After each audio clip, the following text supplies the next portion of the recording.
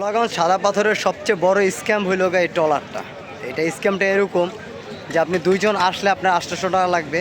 একটা ট্রলারে আপনি 8 জন যেতে পারবেন, কিন্তু আপনি চাইলে 12 জনও যাইবেন, কিন্তু 800 টাকার নিচে যাইতে পারবেন। আপনি 10 জন হয়েছেন, তার 1000 টাকা দিতে হবে।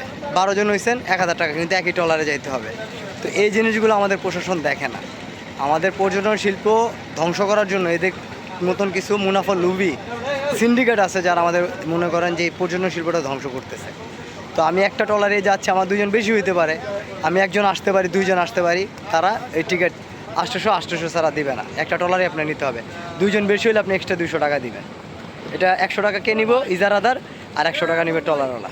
তাদের ভাষ্য মতে যে আপনারা প্রয়োজনে জেলা প্রশাসককে নক করুন, জেলা প্রশাসককে বলুন। জেলা প্রশাসককে বললে এর কোনো সমাধান হবে না, তাদের ভাষ্যতে আর কি।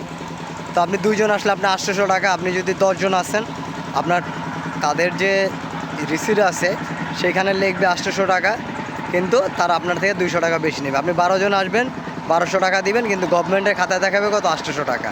তারা নাকি এটা 5 কোটি 10 কোটি টাকা দেয়, এই যারা না 160 জন। তাদের এই ভাষ্যমত মতো তারা আমাদের পর্যটন শিল্পটা ধ্বংস করার মূল কাহিনী এই সিন্ডিকেট। তো আমি আশা করব আমাদের যে গভর্নমেন্ট আছে এবং পর্যটক মন্ত্রণালয়, তারা এই বিষয়টা জানিয়ে একটু দেখে।